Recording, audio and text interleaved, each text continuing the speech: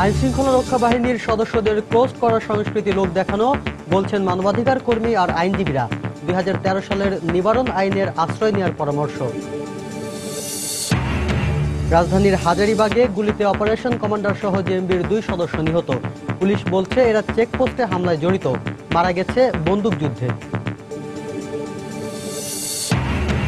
Public বিশ্ববিদ্যালয়গুলোতে চতুর্থ দিনের মতো শিক্ষকদের কর্মবিরতি, প্রশাসনিক কার্যক্রম বন্ধ, আবারও প্রধানমন্ত্রীর হস্তক্ষেপ কামনা।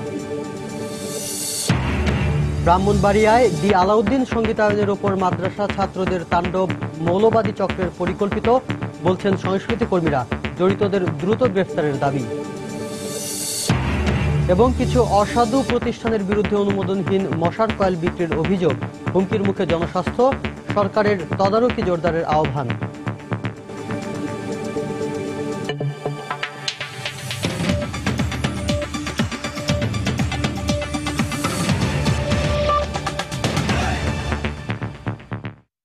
সময় সংবাদের সঙ্গে আছি আমি শাফিন জাহিদ। আইন শৃঙ্খলা রক্ষা বাহিনীর কোন সদস্যের বিরুদ্ধে অপরাধের অভিযোগ ওঠার পর ওই সদস্যকে ক্লোজড বা প্রত্যাহারের সংস্কৃতিকে লোক দেখানো বলে অভিহিত করেছেন মানবাধিকার কর্মী ও আইনজীবীরা। তারা আরো বলছেন, দু একটি ব্যতিক্রম ছাড়া ওইসব সদস্যের বিচার তো হয় না, বরং আরো ভালো পোস্টিং হয়। এ অবস্থায় ভুক্তভোগীদের থানা পুলিশের কাছে ধর্ণা না দিয়ে 2013 সালের নির্যাতন এবং হেফাজতে মৃত্যু নিবারণ আইনের আশ্রয় নিতে পরামর্শ দিয়েছেন তারা। ওমর ফারুকের রিপোর্ট। আঘাত করছে, আমাকে কোনো কথাই বলতে দিচ্ছে। গত শনিবার রাতে মোহাম্মদপুরের তাজমহল রোডের একটি বুথ থেকে টাকা তুলে বের হওয়া মাত্রই বাংলাদেশ ব্যাংক কর্মকর্তা গোলাম রাব্বিকে তল্লাশির নামে নিরাপত্তা হেফাজতে নিয়ে নির্যাতন, 5 লাখ টাকা চাঁদা দাবি এবং না দেয়ায় বেড়িবাঁধে ক্রসফায়ারে হত্যা চেষ্টার ঘটনায় এখন পর্যন্ত অগ্রগতি অভিযুক্ত এসআই মাসুদ শিকদারকে থানা থেকে প্রত্যাহার। 4 দিন পরও শেষ হয়নি তেজগাঁও বিভাগের ডিসির কাছে দায়ের করা রাব্বির অভিযোগের তদন্ত। যেখানে নির্যাতন, চাঁদাবাজি এবং হত্যা চেষ্টার মতো ফৌজদারি অপরাধের অভিযোগ, সেখানে ওই এসআইকে প্রত্যাহার এবং বিভাগীয় তদন্তের পুলিশি উদ্যোগ কতটা যৌক্তিক? আইন ও সালিশ কেন্দ্রের প্রধান তদন্ত কর্মকর্তার কাছে প্রশ্ন ছিল, প্রত্যাহার করা অপরাধী পুলিশ সদস্যদের বিচার হওয়ার নজির কেমন? যখন জনমত তৈরি হয় বা এমন ঘটনা ঘটে যেটার সাথে প্রভাবশালী মহল যুক্ত হয়েছে এবং এটি প্রতিবাদ হচ্ছে বা মিডিয়াতে আসছে, তখন আমরা দেখি যে এক ধরনের ব্যবস্থা নেওয়া হয়। বিভিন্ন সময় দেখেছি অনেককে ক্লোজ করা হয়েছে, অনেককে সাসপেন্ড করা হয়েছে, পরবর্তীতে সাসপেনশন উইথড্র করা হয় অথবা ক্লোজ থেকে তাকে আরো ভালো পোস্টিং দেওয়া হয়। এই স্বেচ্ছাচারিতা থেকে কেন্দ্রীয় ব্যাংক কর্মকর্তা গোলাম রাব্বির মতো ভুক্তভোগীদের সুবিচার দিতে 2013 সালে প্রণয়ন করা হয়েছে নির্যাতন এবং হেফাজতে মৃত্যু নিবারণ আইন। অন্য সব আইনের ওপর প্রাধান্য দেয়া এই আইনে বেশ কিছু বিষয়কে গুরুত্ব দেওয়া হয়েছে। প্রথমত, এতে শারীরিক নির্যাতনের পাশাপাশি হুমকি দেয়াকেও নির্যাতন হিসেবে গণ্য করা হয়েছে। দ্বিতীয়ত, সুযোগ রাখা হয়েছে সরাসরি দায়রা জজ আদালতে মামলা করার। তৃতীয়ত, ভুক্তভোগী কিংবা তার আত্মীয় নয় এমন ব্যক্তি, এমনকি যে কোনো প্রত্যক্ষদর্শীও এই মামলা করতে পারবেন। চতুর্থত, এই মামলার তদন্ত করবেন পুলিশ সুপার মর্যাদার একজন কর্মকর্তা। এবং পঞ্চমত, মামলা হওয়ার সঙ্গে সঙ্গে অভিযুক্ত পুলিশ সদস্যকে গ্রেপ্তার করতে হবে। পরিসংখ্যান বলছে, আইনটি হওয়ার পরে 3 বছরে এই আইনে সারা দেশে মামলা হয়েছে মাত্র 2টি। সুপ্রিম কোর্টের এই আইনজীবী আইনটির যথাযথ প্রয়োগ না হওয়ার জন্য দায়ী করেছেন পুলিশকে। বলছেন, গোলাম রাব্বির ঘটনায় থানা পুলিশের আরও ভূমিকা রাখার বাধ্যবাধকতা ছিল। মাসুদ যেটা করেছেন সেটা তো একটা ক্রিমিনাল অফেন্স। আমি আইনজীবী হিসেবে মনে করি যে তার বিরুদ্ধে এই ক্রিমিনাল অফেন্সের কারণে মামলা হওয়া উচিত, ইনভেস্টিগেশন হওয়া উচিত প্রপার, সাধারণ একজন ক্রিমিনাল হিসেবে, not as a police officer. 2013 সনে আইন থাকার পরেও আমরা কেন মাত্র সারা বাংলাদেশ জুড়ে 2টো মামলা দেখতে পাচ্ছি? তাহলে পুলিশের তরফ থেকে এখানে ব্যারিয়ার সৃষ্টি করার কিছু অভিযোগও আমাদের কাছে আসে। আপনারা যখন তাকে নিয়ে গেলেন, সে তো নিজেই ছিল ওখানে, যে আমাকে এভাবে টর্চার করছে। মাসুদকে দেখলাম উনি বারবার সবগুলো ডিনাই করছেন। ডিনাই তো করবেনই, সেটাকে কেন এফআইআর হিসেবে ট্রিট করতে পারবেন না? কেন ওসি সাহেব নিজে দায়িত্ব নিয়ে এফআইআর করলেন না তার বিরুদ্ধে? কেন পরবর্তী ব্যবস্থাগুলো নিলেন না? আইনজীবী এবং মানবাধিকার কর্মীরা মনে করেন, অপরাধী পুলিশ সদস্যদের শাস্তি নিশ্চিত করা গেলে নিরাপত্তা হেফাজতে রাব্বিদের নির্যাতিত হওয়ার ঘটনা কমে আসবে। ওমর ফারুক, সময় সংবাদ, ঢাকা। বাংলাদেশ ব্যাংক কর্মকর্তা গোলাম রাব্বিকে পুলিশি হয়রানির ঘটনায় সুষ্ঠু তদন্ত ও বিচারের দাবিতে পুলিশের মহাপরিদর্শক বরাবর চিঠি দিয়েছেন বাংলাদেশ ব্যাংকের গভর্নর ডক্টর আতিউর রহমান। গতকাল বাংলাদেশ ব্যাংকের কেন্দ্রীয় কার্যালয় থেকে এ তথ্য নিশ্চিত করা হয়। চিঠিতে রাব্বির মতো আর কোনো নিরপরাধ ব্যক্তি যেন নির্যাতনের শিকার না হন, সেজন্য তদন্ত করে অভিযুক্ত এসআই মাসুদের দৃষ্টান্তমূলক শাস্তির অনুরোধ জানান গভর্নর। শনিবার মধ্যরাতে মোহাম্মদপুরে বাংলাদেশ ব্যাংক কর্মকর্তা গোলাম রাব্বি পুলিশ নির্যাতনের শিকার হন। এ সময় তার কাছে 5 লাখ টাকা দাবি করে প্রাণনাশের হুমকিও দেওয়া হয়। তার ভিত্তিতে অভিযুক্ত এসআই মাসুদ শিকদারকে প্রত্যাহার করা হয়েছে। নির্যাতনের ঘটনায় আহত রাব্বি বর্তমানে ঢাকা মেডিকেল কলেজ হাসপাতালে চিকিৎসাধীন আছেন। ঢাকা মহানগর গোয়েন্দা পুলিশের সাথে কথিত বন্দুকযুদ্ধে নিষিদ্ধ ঘোষিত জঙ্গি সংগঠন জেএমবির ন্যাশনাল অপারেশন কমান্ডার আব্দুল্লাহ ওরফে নোমান এবং গাবতলী ও আশুলিয়াতে পুলিশের নিরাপত্তা চৌকিতে হামলার ঘটনায় জড়িত জেএমবি সদস্য কামাল ওরফে হিরণ নিহত হয়েছেন। পুলিশ জানায়, গত রাতে গোয়েন্দা পুলিশের একটি দল রাজধানীর হাজারীবাগের বেড়িবাঁধ সংলগ্ন শিকদার মেডিকেল কলেজের পাশে থাকা নতুন রাস্তায় অবস্থান নেয়।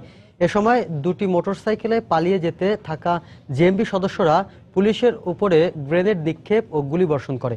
পরে পুলিশের পক্ষ থেকে পাল্টা গুলি চালালে একটি মোটরসাইকেলে থাকা দুজন জেএমবি সদস্য গুলিবিদ্ধ হয়। অপর মোটরসাইকেলের সদস্যরা পালিয়ে যায়। ঘটনাস্থল থেকে দুইটি পিস্তল, একটি শুটার গান এবং একটি মোটরসাইকেল আটক করা হয়। এ ঘটনায় 3 পুলিশ সদস্য আহত হয় এবং পুরো অভিযানের অংশ হিসেবে রাজধানীর কামরাঙ্গীরচর এলাকা থেকে 3 জন জেএমবি সদস্যকেও গ্রেপ্তার করা হয় বলে জানিয়েছে পুলিশ।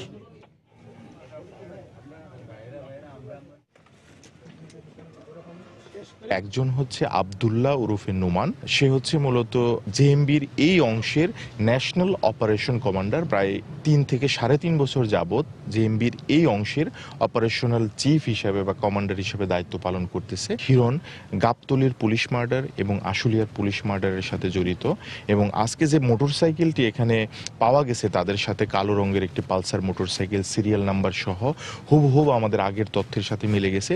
এই মোটরসাইকেলটি আশুলিয়াতে পুলিশ মার্ডার চেকপোস্টে পুলিশ মার্ডারের সময় এই মোটরসাইকেলটি ওখানে ব্যবহৃত হয়েছিল। অষ্টম বেতন কাঠামো অসঙ্গতি দূর করার দাবিতে চতুর্থ দিনের মতো কর্মবিরতি পালন করেছেন ঢাকা বিশ্ববিদ্যালয় সহ দেশের 37টি পাবলিক বিশ্ববিদ্যালয়ের শিক্ষকরা। গতকাল তৃতীয় দিনের কর্মবিরতির কারণে বিশ্ববিদ্যালয়গুলোর প্রশাসনিক কার্যক্রম কার্যত বন্ধ হয়ে যায়। আর ক্লাস পরীক্ষা বন্ধ হওয়ায় সেশন জটের আশঙ্কা করছেন শিক্ষার্থীরা।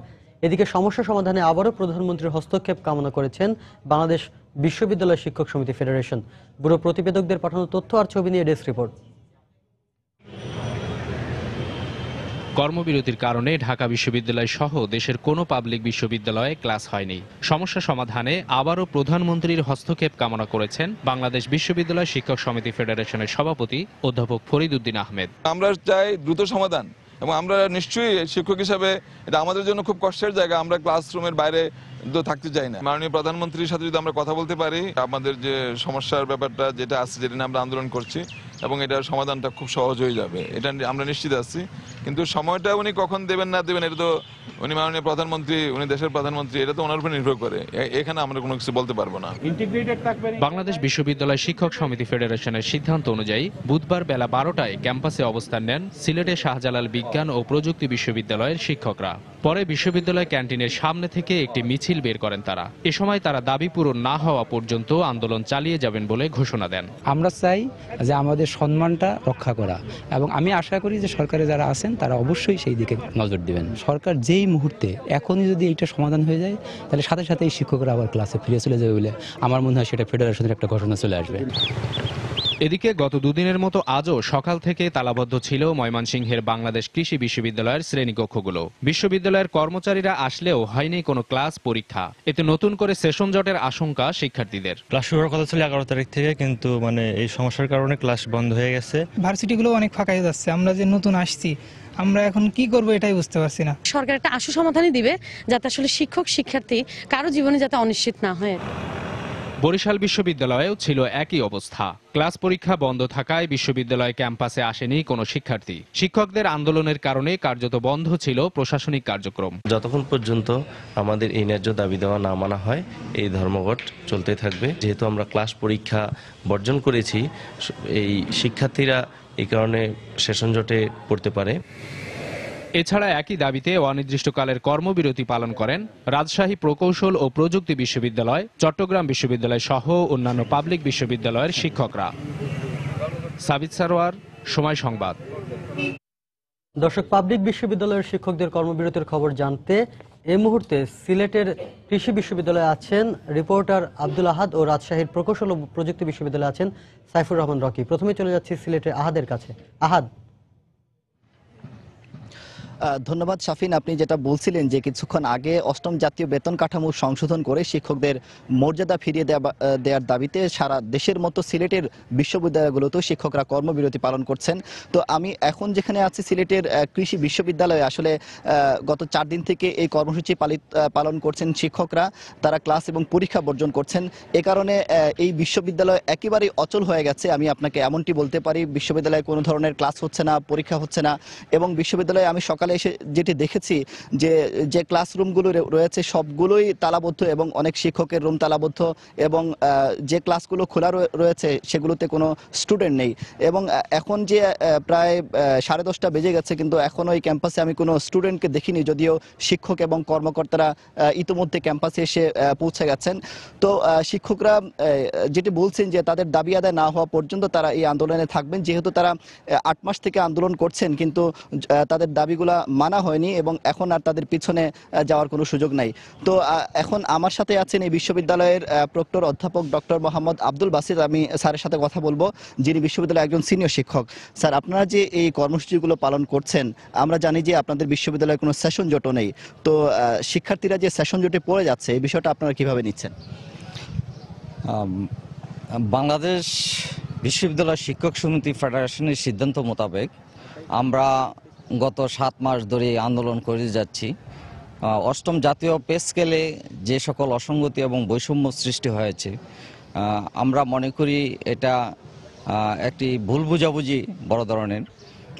আমরা মনে করি যে মাননীয় প্রধানমন্ত্রী জননেত্রী শেখ হাসিনা আমাদের শিক্ষক ফেডারেশনের নেতৃবৃন্দের সাথে যদি বসেন, 10 মিনিটের জন্য কথা বলেন, এই সমস্যা দূর হয়ে যাবে এবং আমরা আমাদের ক্লাসে ফিরে যেতে পারবো।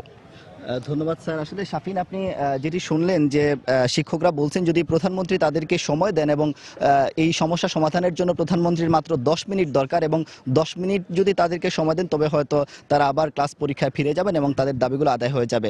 তো শিক্ষকরা আজ সকাল 11টার সময় কালো ব্যাজ ধারণ করে আমি যেখানে আছি এখানে অবস্থান নেবেন এবং তারপরে একটি মৌন মিছিল করবেন এবং তারপর এখানে সারাদিন সমাবেশ করবেন, এমনটি বলেছেন কৃষি বিশ্ববিদ্যালয় শিক্ষক সমিতির সভাপতি অধ্যাপক ডক্টর নূর হোসেন মিয়া। তো আমার কাছে এখনো পর্যন্ত সিলেট কৃষি বিশ্ববিদ্যালয়ের শিক্ষকদের কর্মবিরতির এই ছিল সবশেষ খবর। আমরা এখন চলে যাচ্ছি রাজশাহীতে, সেখানে আছেন প্রকৌশল ও প্রযুক্তি বিশ্ববিদ্যালয়ে আমাদের রিপোর্টার সাইফুর রহমান রকি। আহাদ, আপনাকে ধন্যবাদ। মূলত আজ 4 দিন ধরেই চলছে কিন্তু এই বিশ্ববিদ্যালয়ের শিক্ষকদের অচল অবস্থা। মূলত অষ্টম জাতীয় বেতন কাঠামোতে বিশ্ববিদ্যালয়ের শিক্ষকদের মূল্যায়ন না করায় তারা এই কর্মসূচি পালন করছেন বলে তারা বলছেন। আমরা এখানে এসে বেশ কিছু শিক্ষকের সাথে কথা বলেছি। তারা মূলত বলেছেন যে প্রথম দিকে অর্থমন্ত্রী তাদের এই অষ্টম জাতীয় বেতন কাঠামো মেনে নেওয়ার একটি আশ্বাস দিলেও পরে কিন্তু তাদের সেই আশ্বাসের প্রতিফলন না ঘটায় তারা এই ক্লাস পরীক্ষা বন্ধ করে তারা এই কর্মসূচি পালন করতে বাধ্য হয়েছে। মূলত রাজশাহী বিশ্ববিদ্যালয় 15 তারিখে শীতকালীন ছুটি শেষ হবে। এই 15 তারিখে শীতকালীন ছুটি শেষ হওয়ার পরে সেখানেও কিন্তু এই একই ধরনের কর্মসূচি পালন করবে বলে সেখানকার শিক্ষক সমিতির সভাপতি আমাদেরকে জানিয়েছেন। এখানকারও রুয়েটের শিক্ষক সমিতির যিনি সাধারণ সম্পাদক কামরুল হাসান সরকার, তিনি আমাদেরকে জানিয়েছেন যে আসলে তাদের এই দাবি যতদিন পর্যন্ত মেনে না নিচ্ছে সরকার, তারা কিন্তু তাদের সেই কর্মসূচি পালন করছে সেই কর্মসূচি থেকে তারা পিছু হটবেন না। এই অনির্দিষ্টকালের এই কর্মবিরতি পালনের ফলে আমরা দেখেছি যে রাজশাহী বিশ্ববিদ্যালয়, রাজশাহী প্রকৌশল ও প্রযুক্তি বিশ্ববিদ্যালয় রুয়েট, এখানকার যারা শিক্ষার্থী রয়েছেন তারা কিন্তু এক ধরনের সেশন জটের কবলে পড়ছেন। তো আমরা এই বিষয়টি নিয়েও শিক্ষকদের সাথে কথা বলেছি।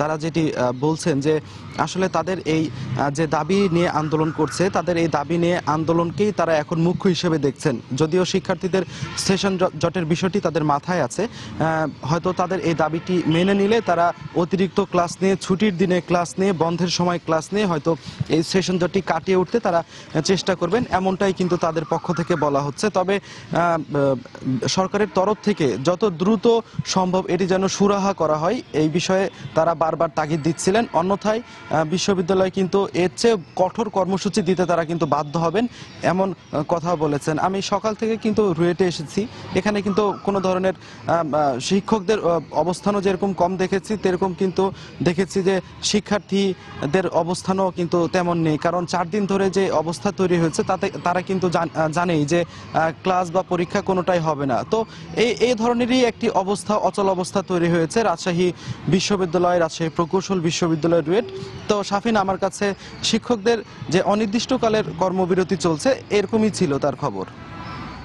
দর্শক, পাবলিক বিশ্ববিদ্যালয়ের শিক্ষকদের কর্মবিরতির খবর জানাতে আমাদের সাথে যুক্ত হয়েছিলেন সহকর্মীরা। আর এই জন্য সিলেট কৃষি বিশ্ববিদ্যালয় থেকে আব্দুল আহাদ এবং রাজশাহী প্রকৌশলী ও প্রযুক্তি বিশ্ববিদ্যালয় থেকে সাইফুর রহমান রকি। সময় সংবাদে আরও থাকছে, সংস্কারের অভাবে চলাচলের অনুপযোগী ভোলার দৌলত খান উপজেলার প্রধান সড়ক, দুর্ভোগে জাতীয় চালকরা, দ্রুত সংস্কারের আশ্বাস কর্তৃপক্ষের।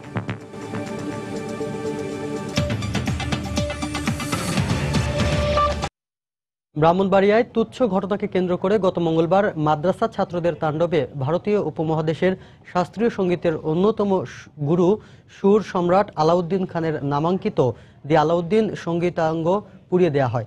ধ্বংস করা হয় প্রতিষ্ঠানটিতে থাকা মূল্যবান নিদর্শন ও আসবাবপত্র সহ সঙ্গীতের সকল উপকরণ। এ ঘটনাকে সঙ্গীতের উপর মৌলবাদী চক্রের পরিকল্পিত বড় ধরনের আঘাত বলে মনে করছেন সংস্কৃতি কর্মী সহ সংশ্লিষ্টরা। উজ্জ্বল চক্রবর্তীর পাঠানো তথ্য আর জুয়েলুর রহমানের ছবি নিয়ে ডেস্ক রিপোর্ট। ভারতীয় উপমহাদেশের শাস্ত্রীয় সঙ্গীতের অন্যতম গুরু সুর সম্রাট আলাউদ্দিন খানের মহাপ্রয়াণের পর ব্রাহ্মণবাড়িয়া শহরের এই বাড়িটিতে স্থাপন করা হয় দি আলাউদ্দিন সঙ্গীতাঙ্গন। মুক্ত বুদ্ধির সঙ্গীত চর্চা চলে এই বাড়িটিকে ঘিরে। গত মঙ্গলবার তুচ্ছ ঘটনাকে কেন্দ্র করে মাদ্রাসা ছাত্রদের তাণ্ডবে শাস্ত্রীয় সঙ্গীতের এই প্রতিষ্ঠানটির মূল্যবান নিদর্শন ও আসবাবপত্র সহ সঙ্গীতের সকল উপকরণ পুড়িয়ে ধ্বংস করা হয়। প্রশিক্ষণ দম এই তবলাগুলিও নাই, সব যন্ত্র পুরাই দিয়ে দিছে তারা। আগুন লাগায় তারা মানে নিজেদের যে অসৎ চরিত্রটা ওইটা প্রদর্শন করছে। এই ঘটনাকে সংস্কৃতির উপর বড় ধরনের আঘাত আখ্যায়িত করে জড়িতদের গ্রেফতার করে দৃষ্টান্তমূলক শাস্তির দাবি জানান সংস্কৃতি কর্মী সহ সংশ্লিষ্টরা। আলাউদ্দিন সঙ্গীতাঙ্গনকে তিলে তিলে কত কষ্ট করে যে পর্যায়ে নিয়ে এসেছি, এটা ভাষায় প্রকাশ করার মতো। আমরা এই ঘটনার নিন্দা জানাই এবং প্রশাসনের কাছে এই ঘটনার সুচারু বিচারের প্রার্থনা করছি। মুক্তিযুদ্ধের চেতনা এবং সংস্কৃতিকে বাধাগ্রস্ত করতে স্বাধীনতা বিরোধীরা পরিকল্পিতভাবে এই হামলা চালিয়েছে বলে জানিয়েছেন জেলা প্রশাসক। যারা আমাদের স্বাধীনতাকে বিশ্বাস করে না, স্বাধীনতার যারা চেতনাকে বিশ্বাস করে না, আমাদের মুক্ত সংস্কৃতিকে যারা বিশ্বাস করে না, তারা এর মধ্যে বিষয়টি আমরা খতিয়ে দেখছি। ফলাফলগুলো পেলেই জাতির সামনে সেগুলো তুলে ধরা যাবে। 1956 সালে প্রতিষ্ঠিত সুর সম্রাট দি আলাউদ্দিন সঙ্গীতাঙ্গনে নৃত্যকলা ও শাস্ত্রীয় সঙ্গীত সহ 5টি বিভাগে 3 শতাধিক শিক্ষার্থী রয়েছে। সময় সংবাদ, ব্রাহ্মণবাড়িয়া। প্রধানমন্ত্রী শেখ হাসিনা বলেছেন, স্বল্প সময়ের মধ্যে বাংলাদেশের যে অর্থনৈতিক উন্নতি হয়েছে তা ধরে রাখতে হবে। বিশ্বে যে খাদ্য ঘাটতি রয়েছে তার কিছু অংশ পূরণের সুযোগ রয়েছে বাংলাদেশের। বাংলাদেশকে দুগ্ধ উৎপাদনে স্বয়ংসম্পূর্ণ করার লক্ষ্যে ঋণ বিতরণ কার্যক্রমের উদ্বোধন করে তিনি একথা বলেন। স্বল্প সুদে পর্যায়ক্রমে দুগ্ধ খামারিদের 200 কোটি টাকা পর্যন্ত ঋণ দেওয়ার সিদ্ধান্ত নিয়েছে সরকার। পশুপালন আর কৃষিকাজ বাংলাদেশের আবহমান ঐতিহ্যের অংশ। প্রাণী সম্পদ মন্ত্রণালয়ের হিসেব অনুযায়ী বাংলাদেশের মোট জনগণের 20% সরাসরি পশুপালনের সঙ্গে জড়িত। তারপরও বাংলাদেশের দুধের চাহিদার ঘাটতি প্রায় 65%। আর এই চাহিদা মেটাতে বছরে গুঁড়ো দুধ আমদানি করতে হয় 4000 কোটি টাকার। এমন বাস্তবতায় বাংলাদেশে দুধের উৎপাদন বাড়াতে এবছর 5% সুদে 200 কোটি টাকা খামারিদের মাঝে ঋণ দেওয়ার উদ্যোগ নিয়েছে সরকার। কর্মসূচির উদ্বোধন করে প্রধানমন্ত্রী শেখ হাসিনা বলেন, সরকারের সদিচ্ছা ছিল বলেই বিশ্বব্যাপী মন্দার পরও বাংলাদেশে অর্থনীতির চাকা সচল আছে। এমডিজি গোল 1 থেকে 6 পর্যন্ত আমরা বাস্তবায়ন করছি। এসডিজি যেটা সাস্টেনেবল ডেভেলপমেন্ট গোল, আমাদের এখন সেই দিকেই দৃষ্টি দিতে হবে যে আমরা যে অর্থনীতি উন্নতি করেছি এই উন্নতিটা আমাদের ধরে রাখতে হবে, এটাকে স্থায়ী করতে হবে, সাস্টেনেবল করতে হবে এবং এখান থেকে আবার আরো উপরের দিকে আমাদের উঠতে হবে, যাতে 2021 সালের মধ্যে বাংলাদেশ মধ্যম আয়ের দেশ হিসেবে উন্নত হতে পারে আর 2041 সালের মধ্যে বাংলাদেশ উন্নত সমৃদ্ধ দেশ হিসেবে ইনশাআল্লাহ গড়ে উঠবে। শেখ হাসিনা বলেন, খাদ্য উৎপাদনে বাংলাদেশ স্বয়ংসম্পূর্ণতা অর্জন করেছে। এখন মানুষের পুষ্টি চাহিদা পূরণে কাজ করতে হবে। এই যে বিশ্বব্যাপী খাদ্য ঘাটতি, বাংলাদেশ পায় তার কিছু অংশ পূরণ করতে। তরি তরকারি, ফল মূল, মাছ, মাংস, যে কোনো ধরনের কৃষি পণ্য আমরা উৎপাদন করতে পারি, সেগুলি শুধু প্রক্রিয়াজাত করা এবং রপ্তানি করার সুযোগটা আমাদের তৈরি করে দিতে হবে, যা আমাদের অর্থনীতিকে আরো গতিশীল করবে, উন্নত করবে। কর্মসূচির আওতায় প্রতি খামারিকে সর্বোচ্চ 2 লাখ টাকা পর্যন্ত ঋণ দেয়া হবে এবং নারী ও প্রান্তিক খামারিদের ঋণ দেওয়ার ক্ষেত্রে অগ্রাধিকার দেয়া হবে। খামারিরা তাদের কাছের তফসিলি ব্যাংক অথবা আর্থিক প্রতিষ্ঠান থেকে এই ঋণ গ্রহণ করতে পারবেন। শাহ আলী জয়, সময় সংবাদ, ঢাকা। বিএনপির ভারপ্রাপ্ত মহাসচিব মির্জা ফখরুল ইসলাম আলমগীর বলেছেন, আগামী নির্বাচন ও রাষ্ট্রের সব বিভাগকে দলীয় প্রভাবমুক্ত করার সুনির্দিষ্ট কোনো দিক নির্দেশনা ছিল না প্রধানমন্ত্রীর ভাষণে। গতকাল সকালে রাজধানীর গুলশানে বিএনপি চেয়ারপারসনের রাজনৈতিক কার্যালয়ে এক সংবাদ সম্মেলনে তিনি কথা বলেন। এ সময় তিনি বলেন, প্রধানমন্ত্রীর ভাষণ জাতিকে আরও হতাশ করেছে। প্রধানমন্ত্রী জাতির উদ্দেশ্যে ভাষণ দিয়েছেন, এই ভাষণ জাতিকে হতাশ করেছে। দেশে যে গভীর রাজনৈতিক সংকট সৃষ্টি হয়েছে তার ভাষণে একটি দিক নির্দেশনা পাওয়া যাবে, কিন্তু দুর্ভাগ্য যে প্রধানমন্ত্রী একটি রুটিন বক্তব্য রেখেছেন। পৌরসভা নির্বাচনের মধ্যে একথা স্পষ্ট হয়েছে যে এই সরকারের অধীনে বর্তমান নির্বাচন কমিশনের পরিচালনায় কোনো নির্বাচনই অবাধ ও সুষ্ঠু হতে পারে না। এদিকে আওয়ামী লীগের যুগ্ম সাধারণ সম্পাদক মাহবুবুল আলম হানিফ বলেছেন, জনগণই বিএনপির কার্যক্রমে এখন হতাশ। জনগণ চাইলে যে কোনো সময় বিএনপিকে নিষিদ্ধ ঘোষণা করা হবে। গতকাল বিকেলে ধানমন্ডিতে দলীয় সভানেত্রীর কার্যালয়ে আয়োজিত এক সংবাদ সম্মেলনে তিনি এ মন্তব্য করেন। এ সময় তিনি প্রধানমন্ত্রীর ভাষণ নিয়ে বিএনপির অসত্য মিথ্যাচারের তীব্র নিন্দা জানান। এই দেশের জনগণ হচ্ছে সকল ক্ষমতার মালিক। জনগণ যদি চায় যে অবৈধ একটি দলকে তারা অবৈধ হিসেবে দেখতে চায়, ঘোষণা করতে চায়, জনগণ ইচ্ছার প্রতিফলন হয়তো পরবর্তী কেউ করবে। বিএনপির প্রতিষ্ঠাতা জিয়াউর রহমান উনি সামরিক বাহিনীর ঊর্ধ্বে পড়ে জোর করে রাষ্ট্র ক্ষমতা দখল করে ক্যান্টনমেন্টে বসে উনি এই দল গঠন করেছিলেন বিভিন্ন দলকে ভেঙে। এই দলটি জিয়াউর রহমানের ক্ষমতা দখল যেমন অবৈধ ছিল এবং তার প্রতিষ্ঠিত এই দলটি ঠিক তদ্রুপভাবেই অবৈধ হিসাবে পরিণত হবে। গেল বছর বিএনপি জামায়াত জোটের হরতাল অবরোধের সময় রংপুরের মিঠাপুকুরে বাসে গান পাউডার আর পেট্রোল বোমা মেরে মানুষ পুড়িয়ে মারার 1 বছর আজ। সেদিনের ঘটনায় 6 জনের মৃত্যু এবং অন্তত 25 জন অগ্নিদগ্ধ হয়। নিহতের পরিবারের সদস্যদের এখন আর কেউ খোঁজ নেয় না। আর এই ঘটনায় দায়ের করা মামলার অধিকাংশ আসামিই রয়েছে পলাতক। সুশীল সমাজের প্রতিনিধিরা এই মামলার ভবিষ্যৎ নিয়ে শঙ্কা প্রকাশ করলেও রাষ্ট্রপক্ষের আইনজীবী বলছেন, নির্ধারিত সময়ে শেষ হবে বিচার কাজ। শাকিল মাহমুদের ক্যামেরায় মানিক সরকারের রিপোর্ট। বিএনপি জামাত জোটের টানা হরতাল অবরোধের সময় 2015 সালের এই দিনে রংপুরের মিঠাপুকুরে বাসে পেট্রোল বোমা হামলার ঘটনায় নিহতদের স্বজনরা তাদের স্মরণে কান্নায় ভেঙে পড়েন। তারা জানান, ঘটনার পর প্রধানমন্ত্রীর পক্ষ থেকে কিছু আর্থিক সহায়তা করা হলেও এ পর্যন্ত আর কেউ তাদের খোঁজ রাখেনি। স্বামী কিংবা স্বজন হারিয়ে তাদের অনেকেরই এখন দিন কাটছে অতি কষ্টে। আমার বাবা যে সন্ত্রাসীগুলো পোড়া দিয়ে মারছে তাদের অবিলম্বে আমি বিচার চাই, সেই রকম কঠোর শাস্তি চাই সরকারের কাছে। আমি কিভাবে বাচ্চাদের লেখাপড়া শিখে, কিভাবে খাওয়া নাগায়, কিভাবে কি করা নাগায়, এখনো খোঁজ খবর কেউ নিতে আসলো না। এদিকে এ ঘটনায় দায়ের করা মামলার বিচার কাজ 90 কার্যদিবসে শেষ করার কথা থাকলেও 60 জন সাক্ষীর মধ্যে সাক্ষ্য গ্রহণ করা হয়েছে মাত্র 3 জনের। যেহেতু এটি একটি স্পর্শকাতর মামলা এবং এই মামলাটি জনগুরুত্বপূর্ণ বিবেচনা করে এই মামলাটি নির্দিষ্ট সময়ের মধ্যে কার্যক্রম সম্পন্ন করবে বলে আমাদের বিশ্বাস। তবে রাষ্ট্রপক্ষের আইনজীবী বলছেন, নির্ধারিত সময়ের মধ্যেই সম্পন্ন হবে বিচার কাজ। আমরা চেষ্টা করছি যত দ্রুত সম্ভব এই মামলার আইনগত দিকগুলো মেনে সাক্ষী সাক্ষ্য দেওয়া এবং মামলার দ্রুত একটা নিষ্পত্তি করা। ঘটনার দিনই এসআই আব্দুর রাজ্জাক বাদী হয়ে 87 জনের নাম উল্লেখ করে এবং অজ্ঞাতনামা আরও 50 জনকে আসামি করে মামলা করেন। পরে তদন্ত শেষে 132 জনকে আসামি করে গত বছরের 15 নভেম্বর আদালতে চার্জশিট দাখিল করলেও গ্রেপ্তার হয়েছে মাত্র 55 জন। মানিক সরকার, সময় সংবাদ, রংপুর। খাদ্যমন্ত্রী অ্যাডভোকেট কামরুল ইসলাম বলেছেন, সন্ত্রাসের পথ পরিহার না করলে 2016 সালের মধ্যে বিএনপি ভেঙে টুকরো টুকরো হয়ে যাবে। গতকাল সকালে শিল্পকলা একাডেমিতে আয়োজিত এক আলোচনা সভায় তিনি একথা বলেন। আওয়ামী লীগের প্রচার সম্পাদক হাসান মাহমুদ বলেন, দেশে গণতন্ত্র আছে বলেই বিএনপি লাগামহীনভাবে সরকারের সমালোচনা করতে পারছে।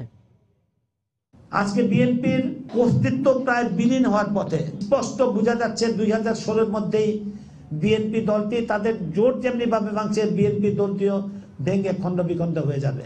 ব্যারিস্টার নাজমুল হুদা বিএনপিকে ভেঙে একটি দলের ঘোষণা দিয়েছেন, তেমনি ভাবে বিএনপির বুদ্ধি সম্পন্ন নেতৃবৃন্দ যারা সন্ত্রাসের বিরুদ্ধে যারা, মুক্তিযুদ্ধের পক্ষে যে সমস্ত নেতৃবৃন্দ, শুভবুদ্ধি সম্পন্ন নেতৃবৃন্দ, খুব বেশি দিন নেই বিএনপি থেকে তারা বেরিয়ে আসবেন।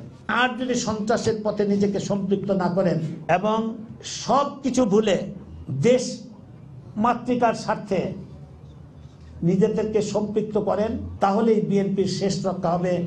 আর না হয় এই বিএনপি ভেঙে টুকরো টুকরো হয়ে যাবে, তাতে কোনো সন্দেহ নাই। গণতন্ত্র আছে বলেই মির্জা ফখরুল সাহেবরা লাগামহীন কথা বলতে পারেন, গণতন্ত্র আছে বলেই বিএনপি নেতারা লাগামহীন কথা বলতে পারেন। সমালোচনার পাশাপাশি বাংলাদেশ যে আজকে এগিয়ে যাচ্ছে, সমস্ত পৃথিবী যে স্বীকার করছে, দয়া করে সেটিও স্বীকার করুন, সেই বাস্তবতাকে মেনে। পৌর নির্বাচনের পর এবার আইন অনুযায়ী ইউপি নির্বাচনও দলীয় প্রতীকে হবে বলে জানিয়েছেন সড়ক পরিবহন ও সেতুমন্ত্রী ওবায়দুল কাদের। গতকাল সকালে চট্টগ্রামে একটি সড়কের উদ্বোধন শেষে তিনি একথা বলেন। পার্লামেন্টে যে আইন পাশ হয়েছে সে আইন অনুযায়ী দলীয় প্রতীকে, মানে চেয়ারম্যান পদটি দলীয় প্রতীকে হবে এবং অন্যান্য যে মেম্বারের যে পদগুলো সেগুলো হবে নির্দলীয়ভাবে। তবে দলীয়ভাবে হবে এ নিয়ে আর কোনো বিতর্কের অবকাশ নেই। দলীয় ভিত্তিতে নির্বাচনের প্রথম এক্সপেরিমেন্টটাই শুভ, সামনেও শুভ হবে। ইউপি নির্বাচনও ভালোভাবে ইনশাল্লাহ কেটে যাবে। সময় সংবাদে আরও থাকছে, বঙ্গবন্ধু গোল্ড কাপের বি গ্রুপের ম্যাচে বাঁচা মরার লড়াইয়ে আজ সন্ধ্যায় মালদ্বীপের মুখোমুখি হবে বাংলাদেশ অলিম্পিক দল।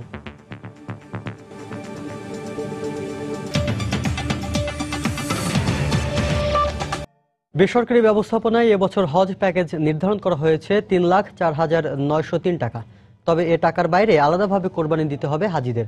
গতকাল সকালে রাজধানীর একটি হোটেলে সংবাদ সম্মেলনে একথা জানান হজ এজেন্সিস অ্যাসোসিয়েশন অব বাংলাদেশ হাবের সভাপতি মোহাম্মদ ইব্রাহিম বাহার। এছাড়া এবছর হজে বাংলাদেশ থেকে মোট ১,১৩,৮৬৮ জন অংশ নিতে পারবেন বলেও জানানো হয়, যেখানে সরকারি ব্যবস্থাপনায় ৫,০০০ বাংলাদেশি অংশ নিতে পারবেন। বাকি ১,০৮,৮৬৮ জনকেই অংশ নিতে হবে বেসরকারি ব্যবস্থাপনায়। হজ করতে আগ্রহীদের ১৭ জানুয়ারি থেকে ৩০ মের মধ্যে সরকার নির্ধারিত রেজিস্ট্রেশন ফি জমা দিয়ে অনলাইনে রেজিস্ট্রেশন করতে হবে। এদিকে গত বছর অনলাইনে নামে বেনামে রেজিস্ট্রেশন করার কারণে হাজিরা বিভিন্ন সমস্যার সম্মুখীন হলেও এবার তা হবে না বলে জানিয়েছে হাব। বেসরকারি ব্যবস্থাপনা হজ যাত্রীদের জন্য কোরবানি ব্যতীত নির্ধারণকৃত সর্বনিম্ন প্যাকেজ মূল্য জনপ্রতি ৩,০৪,৯০৩ টাকা 18 পয়সা। প্রত্যেক হজ যাত্রীকে কোরবানি খরচ দম বাবদ 10,৫০০ টাকা কম বেশি পৃথকভাবে নিজ দায়িত্বে সঙ্গে নিতে হবে। গতবার যখন বিনা পয়সায় ডাটা এন্ট্রি করা শুরু হয়েছিল তখন দেখা গেল হিন্দু, মুসলমান, বৌদ্ধ, খ্রিস্টান কোনো নামে আর বাদ জানে, যে নাম যখন হাতের কাছে পাইছে সেটা দিয়েই আমাদেরকে ডাটা এন্ট্রি করে ওটা ফুলফিল করা হয়েছিল। ওখানে যে অনিয়মগুলো হয়েছে সেটি এবার করতে গেলে তার জন্য মূল্য দিতে হবে অগ্রিম। সেই কারণে আমরা আশা করছি হয়তো সম্পূর্ণ লাঘব না হলেও ওই সমস্যার আংশিক সমাধান হলেও ইনশাল্লাহ হবে। আপনারা দেখছেন সময় সংবাদ, সঙ্গেই থাকুন।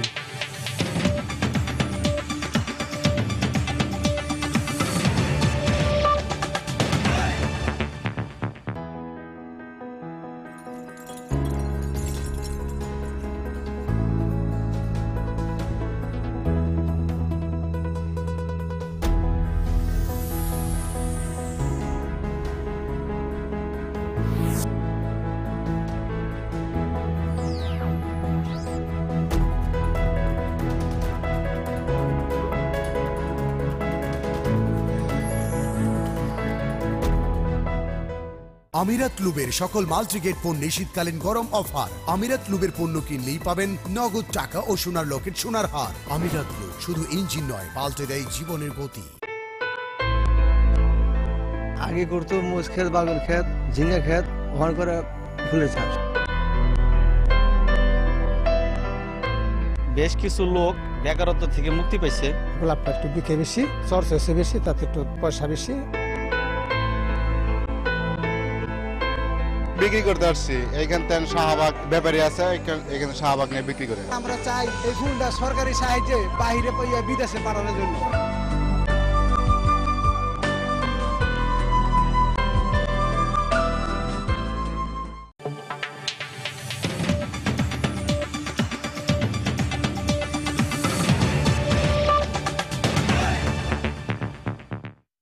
দেখছেন সময় সংবাদ। সময় সংবাদে এক সপ্তাহের এই মাত্র পাওয়া খবর পাচ্ছেন মাত্র 5 টাকায়।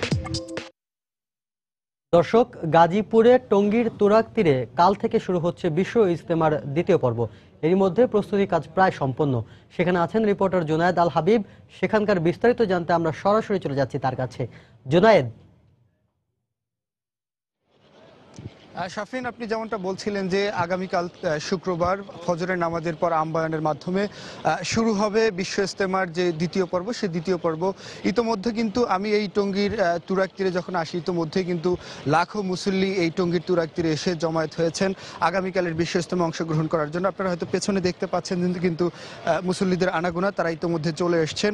আপনি জানেন আসলে প্রথম পর্ব শেষ হয়েছিল গত রোববার আখেরি মুনাজাতের মাধ্যমে, এবং সেই পর্বে অংশ নিয়েছিল দেশের 17টি জেলা। এ পর্বে দেশের 16টি জেলা বিশ্ব ইজতেমা অংশ নেবে, এবং গত পর্বে প্রায় 100টিরও বেশি বিদেশের মুসল্লিরা এই বিশ্ব ইজতেমা অংশ নিয়েছিলেন। এবারও আশা করা হচ্ছে যে বিভিন্ন দেশ থেকে কিন্তু মুসল্লিরা এসে অংশ নেবেন। তা আসলে শাফিন, আমরা আজকে এসেছি, মূল উদ্দেশ্য হচ্ছে যে বিশ্ব ইজতেমার দ্বিতীয় পর্ব যে শুরু হবে তার প্রস্তুতি আসলে কেমন। যেহেতু প্রথম পর্বই তো গত 2 দিন আগে শেষ হয়েছিল, সেক্ষেত্রে হচ্ছে এই দ্বিতীয় পর্বের প্রস্তুতি কিন্তু খুব নতুন করে কিছুই নিতে হয়নি। গত পর্বের প্রস্তুতি যেভাবে ছিল সেভাবে কিন্তু রয়েছে। আইন শৃঙ্খলা রক্ষাকারী বাহিনীর সদস্যরা গত পর্বে যেভাবে 5 স্তরের নিরাপত্তা দিয়েছিল, এই পর্বেও কিন্তু তারা সেই 5 স্তরের নিরাপত্তা দিবে। তো আজকে হচ্ছে সকাল থেকেই কিন্তু মুরব্বীরা বয়ান করছেন, তারা কিন্তু যারা এখানে অবস্থান করছেন তাদেরকে বিভিন্ন হেদায়েতি বয়ান শোনাচ্ছেন, আমলি বয়ান শোনাচ্ছেন। তারা বলছেন যে যেহেতু মুসলমানরা পবিত্র কোরআনকে বিশ্বাস করেন, পবিত্র কোরআনের মধ্যেই আসলে বলা রয়েছে যে ওই ব্যক্তির কথার চেয়ে আর কার কথা উত্তম হতে পারে যিনি আসলে দিনের পথে মানুষকে ডাকেন, দিনের পথে আহ্বান করেন। সেজন্যই আসলে এখানে যারা আসছেন, আমরা তাদের সাথে কথা বলেছি, তাদের উদ্দেশ্য একটাই। তারা বলছেন যে আমরা আসলে যেহেতু শেষ নবীর উম্মত, এরপর আর কোনো নবী আসবেন না, সেক্ষেত্রে এই দিনের দাওয়াত পৌঁছানো কিন্তু এই উম্মতের উপরই দেওয়া হয়েছে, দায়ভার দেওয়া হয়েছে। সেক্ষেত্রে তারা বলছেন যে কিভাবে দিন শিক্ষা করা যায়, কিভাবে আসলে নামাজ পড়া যায়, কিভাবে আসলে কোরআন শেখা যায়, সেই তালিম বা সেই বয়ান শোনার জন্যই কিন্তু তারা প্রতি বছর এই তুরাগ তীরে চলে আসেন। এবছরও কিন্তু তারই ধারাবাহিকতায় তারা চলে আসছেন। আরেকটি বিষয় হচ্ছে আসলে তারা বলছেন তারা শুধু এখান থেকে শিখে নিজেরাই শিখছেন না, তারা নিজ নিজ গ্রামে গিয়ে বা নিজ নিজ গ্রাম ছাড়াও অন্যান্য এলাকায় গিয়েও কিন্তু তারা এই দিনের দাওয়াত পৌঁছে দিচ্ছেন মানুষের কাছে কাছে, ঘরে ঘরে। সেক্ষেত্রে হচ্ছে আসলে তারা এই জন্যই প্রতি বছর এই তুরাগ তীরে আসেন। তো শাফিন, সবকিছু মিলিয়ে হচ্ছে দ্বিতীয় পর্বের যে প্রস্তুতি কিন্তু ইতিমধ্যেই সব প্রস্তুতি সম্পন্ন করা হয়েছে। আগামীকাল সবকিছু ঠিকঠাক থাকলে ফজরের পরে আহ্বায়নের মাধ্যমে শুরু হবে বিশ্ব ইজতেমার দ্বিতীয় পর্ব। তা আপাতত এই ছিল বিশ্ব ইজতেমার তুরাগ তীর থেকে আমার হাতে সবশেষ খবর। শাফিন। দর্শক, বিশ্ব ইজতেমার দ্বিতীয় পর্বের প্রস্তুতি সম্পর্কে জানাচ্ছিলেন সহকর্মী জুনায়েদ আল হাবিব। মশার যন্ত্রণা থেকে বাঁচতে শহরাঞ্চলের পাশাপাশি গ্রামাঞ্চলেও অবাধে ব্যবহার হচ্ছে মশার কয়েল। তবে অভিযোগ উঠেছে কিছু অসাধু প্রতিষ্ঠান অনুমোদনহীন মশার কয়েল বিক্রি করছে সারা দেশে। এসব কয়েলে ক্ষতিকর রাসায়নিকের আধিক্যের পরিমাণ হুমকির মুখে পড়ছে জনস্বাস্থ্য। বিশেষজ্ঞরা সরকারের তদারকি জোরদারের মাধ্যমে জনস্বাস্থ্য রক্ষায় এগিয়ে আসার আহ্বান জানিয়েছেন। তাহসানা জিসির প্রতিবেদন। মশার জ্বালায় অতিষ্ঠ হয়ে উঠেছে নগরবাসী। দরজা জানালা আটকে রেখে মশার কয়েল ব্যবহার করেও মিলছে না মশার যন্ত্রণা থেকে মুক্তি। সবচেয়ে বেশি দুর্ভোগের শিকার হচ্ছে শিক্ষার্থীরা, কারণ বাজারের কিছু নিম্নমানের মশার কয়েলের ধোঁয়ায় তাদের শারীরিক নানা সমস্যায় পড়তে হচ্ছে। মশার উপদ্রব অনেক বেশি। সন্ধ্যাবেলা দরজা জানলা খোলা রাখা যায় না, যে হাতের কাছে যে মশার কয়েল পাই সেটাই ব্যবহার করি। কয়েল জ্বালালে আমরা অনেক ধোঁয়া হয় ঘরে, যার কারণে অনেক কাশি হয়, দম বন্ধ হয়ে আসে। সম্প্রতি এক সেমিনারে জানানো হয় কিছু অসাধু কোম্পানি মশার কয়েলে বিশ্ব স্বাস্থ্য সংস্থা নির্দেশিত অনুমোদিত সর্বোচ্চ 0.3 মাত্রার চেয়ে বেশি পরিমাণে অ্যাক্টিভ ইনগ্রেডিয়েন্ট রাসায়নিক ব্যবহার করছে, যা জনস্বাস্থ্যের জন্য মারাত্মক হুমকি। ভুয়া পিএইচপি নাম্বার ও বিএসটিআই লোগো ব্যবহার করে এসব মশার কয়েল বাজারজাত করছে 30টিরও বেশি দেশীয় বেনামি কারখানা। বাংলাদেশে এখন বর্তমান বাজারে অনেক কয়েল আছে, যে কয়েলগুলোর মধ্যে WHO রিকমেন্ডেড ইনসেক্টিসাইড ব্যবহার করা হলেও সেটা মাত্রা দেখা যাচ্ছে অনেক বেশি। যদি এত বেশি মাত্রা ইনসেক্টিসাইড কয়েলের মধ্যে ব্যবহার করা হয়, তাহলে সেটা আমাদের স্বাস্থ্যের জন্য ভয়ঙ্কর ক্ষতিকর। জনস্বাস্থ্যের জন্য ক্ষতিকর এসব কয়েল বিক্রি বন্ধ করতে কর্তৃপক্ষের কঠোর নজরদারি প্রয়োজন বলে মনে করেন বিশেষজ্ঞরা। আমাদের যেগুলো আইন প্রয়োগকারী সংস্থা আছে, মোবাইল কোর্ট আছে, এগুলোর মাধ্যমে অনতিবিলম্বে আমরা যদি এই কারখানাগুলো বন্ধ করে দিতে পারি তাহলে আমরা অনিরাপদ কয়েল থেকে মানুষের যে স্বাস্থ্য ঝুঁকি সেটা আমরা কমিয়ে আনতে পারি। মশা তাড়াতে কয়েল, স্প্রে এসব রাসায়নিক দ্রব্য ব্যবহার না করে প্রয়োজনীয় সতর্কতা অবলম্বনের মাধ্যমে বিকল্প পদ্ধতিতে মশা প্রতিরোধ করার উপর জোর দেন এই বিশেষজ্ঞরা। জনসচেতনতা সৃষ্টি। তাহসিনা জেসি, সময় সংবাদ, ঢাকা। পাইরেসি ঠেকাতে চলতি বছরেই চলচ্চিত্র পরিবেশন ব্যবস্থাকে ডিজিটালাইজড করা হবে বলে জানিয়েছেন তথ্যমন্ত্রী হাসানুল হক ইনু। গতকাল সকালে রাজধানীর এফডিসিতে র্যাবের টাস্ক ফোর্স আয়োজিত অনুষ্ঠানে বক্তব্য রাখেন তিনি। এর আগে প্রায় 25,000 পাইরেটেড ভিডিও কপি সহ 9 জনকে আটক করে সংবাদ সম্মেলন করে র্যাব। আরও জানাচ্ছেন সাইফুল ইসলাম জুয়েল।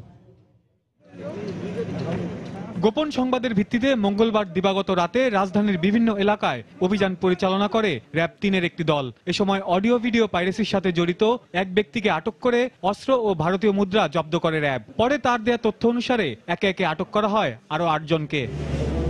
র্যাব জানায় আটককারীরা অডিও ভিডিও পাইরেসি করার পাশাপাশি নির্মাতা, শিল্পী এবং কলাকৌশলীর কাছ থেকে সদ্য মুক্তিপ্রাপ্ত চলচ্চিত্র ও অডিও সিডির মাস্টার কপি সংগ্রহ করার পর অর্থ দাবি করত। বিভিন্ন সময় হয়তো তারাই মেইন যে কপিটা আছে সেটা পেয়ে যে চলচ্চিত্র নির্মাতা আছে, যে ছবিটা আসলে আগেই বোঝা যায় কোন ছবিটি যে মার্কেটে জনগণ সাদরে গ্রহণ করছে, সেই নির্মাতা এবং যে অভিনেতাদেরকেও তারা ফোন করে থাকে এবং একটি হুমকি দিয়ে থাকে যে হ্যাঁ, আমার কাছে আপনার এই কপিটি আছে, আপনি আমাকে এই পরিমাণ টাকা দেন, অথবা আমি তা আপনাকে মুক্তি পাওয়ার আগে কি এটা আপনাকে মার্কেটে ছেড়ে দিব। অনুষ্ঠানে র্যাবের মহাপরিচালক পাইরেসির প্রতিরোধে নির্মাতা এবং শিল্পীদের আরো বেশি সোচ্চার হওয়ার আহ্বান জানান। প্রিভেন্টিভ কাজটাকেও আরো বেশি করে গুরুত্ব দেওয়া দরকার, যাতে করে এইগুলো শুধুমাত্র আমরা প্রতিকার করলে হবে না, প্রতিরোধ করতে হবে। এবং প্রতিরোধ করতে হলে আসলে আমরা যারা এখানে আজকে সমবেত হয়েছি প্রত্যেকেরই ভূমিকা পালন করার সুযোগ রয়েছে, সেটি আপনারা করবেন, সেই প্রত্যাশা আমরা করব। তথ্যমন্ত্রী বলেন, অচিরেই বাংলাদেশের চলচ্চিত্রগুলোকে সার্ভারের মাধ্যমে প্রেক্ষাগৃহগুলোতে অবমুক্ত করার সিদ্ধান্ত গ্রহণ করা হবে। যে সমগ্র চলচ্চিত্র জগৎটাকে ডিজিটাল প্রজেকশনে নিয়ে যেতে হবে, ডিজিটাল পদ্ধতিতে নির্মাণ করতে হবে এবং ডিজিটাল পদ্ধতিতে নির্মাণ করার পরে কেন্দ্রীয় একটা সার্ভার বসাতে হবে, যেই সার্ভার থেকে সরাসরি আপনি প্রত্যেকটা হলে আপনি চলচ্চিত্র রিলিজ দেবেন। শুধু তাই না, এখান থেকে সুইচ টিপে আপনি সিঙ্গাপুরে অথবা লন্ডনের বাজারেও আপনি ছবিটা দেখাতে পারবেন। সুতরাং এই জায়গাটায় আপনি পাইরেসি বা চুরি করার কোনো জায়গা থাকে না। কিন্তু মোবাইল কোর্ট পরিচালনার মাধ্যমেও অডিও ভিডিও পাইরেসি বন্ধ করতে সংশ্লিষ্ট বিভিন্ন মন্ত্রণালয়কে যুক্ত করা হবে বলেও জানান মন্ত্রী। সাইফুল ইসলাম জুয়েল, সময় সংবাদ, ঢাকা। সংস্কারের অভাবে চলাচলের অনুপযোগী হয়ে পড়েছে ভোলার দৌলতখান উপজেলার প্রধান সড়কটি। এতে দুর্ভোগে পড়তে হচ্ছে যাত্রী ও চালকদের। তবে দ্রুত রাস্তাটি সংস্কার করা হবে বলে জানিয়েছে কর্তৃপক্ষ। নাসির উদ্দিন লিটনের পাঠানো তথ্য আর উৎপল দেবনাথের ছবি নিয়ে ডেস্ক রিপোর্ট। ভোলার দৌলতখান উপজেলার 1,73,000 মানুষের যাতায়াতের প্রধান সড়ক এটি। দৌলতখান থেকে বাংলাবাজার পর্যন্ত 12 কিলোমিটারের এই সড়কটির বেশিরভাগ স্থানে পিচ উঠে সৃষ্টি হয়েছে অসংখ্য গর্ত। প্রায়ই এসব গর্তে পড়ে যানবাহন বিকল হয়ে যায়। আর রাস্তাটি চলাচলের অনুপযোগী হয়ে পড়ায় চরম ভোগান্তি পোহাতে হচ্ছে চালক ও যাত্রীদের। রাস্তা ভাঙনের কারণে আমরা কোনো গাড়িতে উঠতে পারি না, বুঝছেন, বড় বড় গর্ত রাস্তার ভিতরে, বড় বড় বাস আর ফেনাটকার গাড়ি করে আমরা সব এগুলি ঠেলে উঠে রাস্তা দিয়ে হাইটা যাইতে অনেক অসুবিধা হইতে আছে, স্কুল যাইতে পারি না ঠিক মতো। চাকা দুই এক সময় ছুটিয়া যায়, এরপরে আমরা দুই এক সময় যাত্রী ভরিয়া যায়, গাড়ি ফুললি খায়। 10 বছর তো খালি রোডই করতে আছে, রোড কোনো করতে আছে না, যে আমার কত ক্ষতি হইতে আছে, গাড়ি লাগো এক করার মতন না। অবশ্য রাস্তাটি সংস্কারের জন্য নানা পদক্ষেপ নেওয়ার কথা জানালেন সড়ক ও জনপথ বিভাগের কর্মকর্তা। বাগমারা বাংলাবাজার দৌলতখান সড়কের দরপত্র আহ্বান করা হয়েছে উন্নয়নমূলক কাজের জন্য। দরপত্র বর্তমানে প্রক্রিয়াধীন রয়েছে। দৌলতখান বাংলাবাজার সড়কে যাত্রীবাহী বাস এবং ট্রাক সহ প্রতিদিন 2000-এর বেশি যান চলাচল করে। সময় সংবাদ, ভোলা। দেশের বাইরের খবর। পাকিস্তানের সঙ্গে পররাষ্ট্র সচিব পর্যায়ের বৈঠকের ব্যাপারে আজ চূড়ান্ত সিদ্ধান্তের কথা জানাবে ভারত।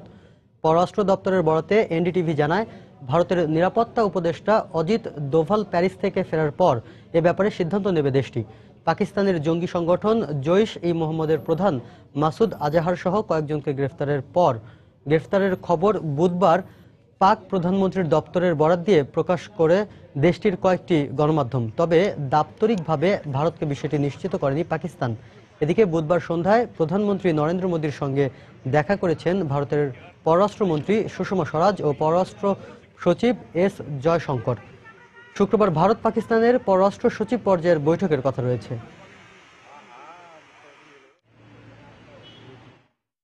তুরস্কের দক্ষিণ পূর্বাঞ্চলীয় কুর্দি অধ্যুষিত দিয়ারবাকির প্রদেশের পুলিশ সদর দফতরে আত্মঘাতী গাড়ি বোমা হামলায় এক শিশু ও নারীসহ 5 জন নিহত হয়েছে।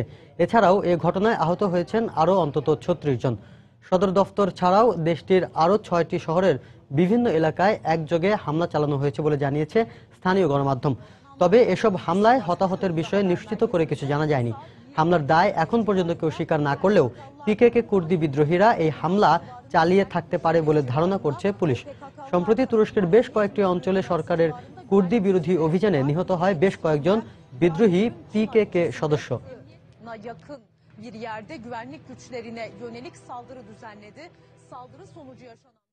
ডেনমার্কে অভিবাসী প্রবেশে কড়াকড়ি আরোপে আইন পরিবর্তনের কথা ভাবছে দেশটির সরকার। পাশাপাশি দেশটিতে প্রবেশ করা অভিবাসীদের খরচ মেটাতে তাদের সম্পদ জব্দ করার চিন্তা ভাবনাও রয়েছে। বুধবার এই বিষয়ে পার্লামেন্টে বিল উত্থাপন করা হয়েছে। তবে এর তীব্র নিন্দা জানিয়েছে জাতিসংঘের শরণার্থী বিষয়ক সংস্থা ও দেশটিতে প্রবেশ করা অভিবাসীরা। এদিকে জার্মানির কয়েকটি আশ্রয়কেন্দ্রে মধ্যপ্রাচ্য ও উত্তর আফ্রিকা থেকে আসা শরণার্থীরা দ্রুত নিজেদের মানিয়ে নিচ্ছেন। উৎফুল্ল এই শিশুদের দেখে বোঝার উপায় নেই কদিন আগেই তারা যুদ্ধবিধ্বস্ত দেশ থেকে প্রাণ নিয়ে ছুটেছে অনিশ্চিত গন্তব্যে। অচেনা ভাষা ও সংস্কৃতির এই শহরে আশ্রয় নেওয়ার পর দ্রুতই নিজেদের মানিয়ে নিচ্ছে তারা। জার্মানির দক্ষিণাঞ্চলীয় টেটনাঙের এই কেন্দ্রটিতে সিরিয়া, পাকিস্তান, আফগানিস্তান সহ কয়েকটি দেশ থেকে আসা 120 জন শরণার্থীর থাকার ব্যবস্থা করেছে কর্তৃপক্ষ। তাদের উন্নত থাকার ব্যবস্থার পাশাপাশি মধ্যপ্রাচ্যের সুস্বাদু খাবার রান্নার জন্য বিশেষ রাঁধুনিও নিয়োগ দিয়েছে কর্তৃপক্ষ। এদিকে বেশ উদ্বেগে দিন কাটাচ্ছেন ডেনমার্কে প্রবেশ করা অভিবাসীরা। শরণার্থী কিংবা অভিবাসী প্রবেশে কড়াকড়ি আরোপ করতে আইন পরিবর্তনের পাশাপাশি দেশটিতে প্রবেশ করা অভিবাসীদের খরচ মেটাতে তাদের সম্পদ জব্দ করার কথা ভাবছে ডেনমার্ক। বুধবার দেশটির পার্লামেন্টে এই সংক্রান্ত একটি বিল উত্থাপন করা হয়েছে। এতে অভিবাসীদের কাছে $1450 বেশি মূল্যমানের সম্পদ পাওয়া গেলে তা জব্দ করার কথা বলা হয়েছে। দেশটির অভিবাসন বিরোধী সরকার আগামী 26 জানুয়ারি বিলটি অনুমোদনে পার্লামেন্টের সদস্যরা ভোট দেবেন বলে আশা করছে। ডেনমার্কে অভিবাসীর স্রোত থামানো উচিত। আমি মনে করি এদেশে থাকতে হলে এর জন্য আপনাকে খরচ বহন করতে হবে। এদেশের করদাতারা কেন আপনার বোঝা বইবে? এই বিষয়টিকে পুরোপুরি অযৌক্তিক বলছেন দেশটিতে প্রবেশ করা অভিবাসীরা। এটা খুবই বাজে সিদ্ধান্ত হবে। অভিবাসী হওয়া মানে এই নয় যে আমাদের কিছুই থাকতে পারে না। আমরা দেশ থেকে প্রয়োজনীয় অনেক কিছুই নিয়ে এসেছি। সরকার আমাদের থেকে এগুলো নিতে পারে না। এমন বিল কোনোভাবেই সমর্থনযোগ্য নয় বলে মত দিয়েছেন ডেনমার্কের লিবারেল পার্টির সদস্যরা। এছাড়া এর নিন্দা জানিয়েছে জাতিসংঘের শরণার্থী সংস্থাও। 2015 সালে ডেনমার্কে 21,000 অভিবাসী প্রবেশ করেছে। চলতি বছর এই সংখ্যা 25,000 ছাড়িয়ে যাবে বলে ধারণা করছে দেশটির সরকার। দেলোয়ার হোসেন, সময় সংবাদ। খেলার খবর। আজ বঙ্গবন্ধু গোল্ড কাপের বি গ্রুপের গুরুত্বপূর্ণ ম্যাচে মাঠে নামবে বাংলাদেশ অলিম্পিক দল। প্রতিপক্ষ সাফের সেমিফাইনালিস্ট মালদ্বীপ। বঙ্গবন্ধু স্টেডিয়ামে ম্যাচটি শুরু হবে সন্ধ্যা 6:30টায়। প্রথম ম্যাচে এগিয়ে গিয়েও শেষ পর্যন্ত ড্র নিয়ে সন্তুষ্ট থাকতে হয় বাংলাদেশ অলিম্পিক দলকে। স্ট্রাইকারদের ব্যর্থতায় পয়েন্ট ভাগাভাগি করতে হয় জনি তোকলিসদের। তাই মালদ্বীপের বিপক্ষে ম্যাচ ঘুরে দাঁড়াতে চায় গঞ্জালো মরানোর দল। যদিও কাজটা সহজ হবে না স্বাগতিকদের জন্য, কেননা সেরা দল না নিয়ে এসেও প্রথম ম্যাচে দুর্দান্ত খেলে কম্বোডিয়ার বিপক্ষে জয় পেয়েছে মালদ্বীপ। তাই এই ম্যাচ জিতলেই সেমিফাইনাল নিশ্চিত হয়ে যাবে রেড স্ন্যাপার্সদের। তাই স্বাগতিকদের কোনো ছাড় দিবে না আসরের সবচেয়ে হাই প্রোফাইলে কোচ রিকি হার্বার্টের দল। অন্যদিকে সেমিতে খেলার স্বপ্ন বাঁচিয়ে রাখতে বাংলাদেশের সামনে জয় ভিন্ন নেই কোনো বিকল্প। তাই ফুটবলাররাও মুখিয়ে নিজেদের সেরাটা দিতে। যদিও রনির ইনজুরির কারণে এই ম্যাচে বাংলাদেশ দলে আসতে পারে পরিবর্তন।